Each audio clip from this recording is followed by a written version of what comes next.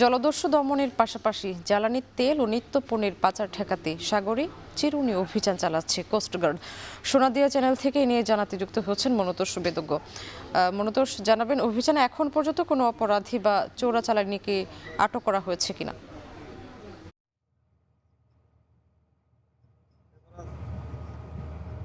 স্বামী, এই সাগর জলে যাদের জীবিকা তাদের আসলে নানা সময় নানা প্রতিকূল পরিস্থিতির শিকার হতে হয়। এখানে বঙ্গোপসাগরে জলদস্যুতার ভয় যেমন আছে, এখানে এই বঙ্গোপসাগর হয়েই এখানে জ্বালানি তেলের যে পাচার সেটি মিয়ানমারে পাচার হয়, এখানে ট্রলার যোগে সেই ধরনের খবরও আছে। এবং এখানে প্রতিনিয়ত সিমেন্ট সহ নানা নিত্যপণ্য পাচারেরও একটি প্রবণতা কিন্তু এই উপকূলে লক্ষ্য করা যায়। এবং এর প্রেক্ষিতে গত বেশ কিছুদিন ধরে কোস্টগার্ড কিন্তু এখানে সাঁড়াশি অভিযান শুরু করেছে এবং এই অভিযানে গত ২ মাসে ৩০ জনের বেশি জলদস্যুকে আটক করা হয়েছে। সর্বশেষ গত ৮ই মার্চ এখানে এই বঙ্গোপসাগর হয়ে পাচারকালে প্রায় ৪৬০ বস্তা সিমেন্ট সহ ৩ জনকে আটক করেছে কোস্টগার্ড।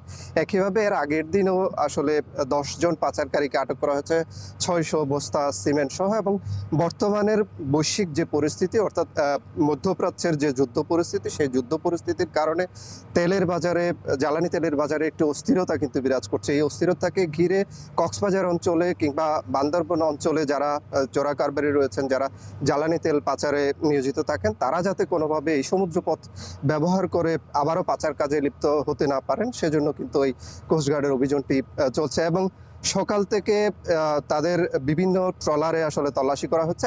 এখন পর্যন্ত, আজকে সকাল থেকে এখন পর্যন্ত কেউ কিন্তু এই আটক হয়নি এই অভিযানে, এবং এখন পর্যন্ত অভিযানটি চলছে। মূলত এই ৩টি বিষয়কে সামনে রেখে এই কোস্টগার্ডের যে অভিযান, এটি এখানকার জেলেদের মাঝে এক ধরনের স্বস্তি নিয়ে এসেছে বলে জেলেরা আমাদের জানিয়েছেন। এই ছিল সাম্মী, আমার কাছে কক্সবাজার থেকে সব শেষ। কক্সবাজার থেকে যুক্ত হয়েছিলেন মনতোষ বেদজ্ঞ।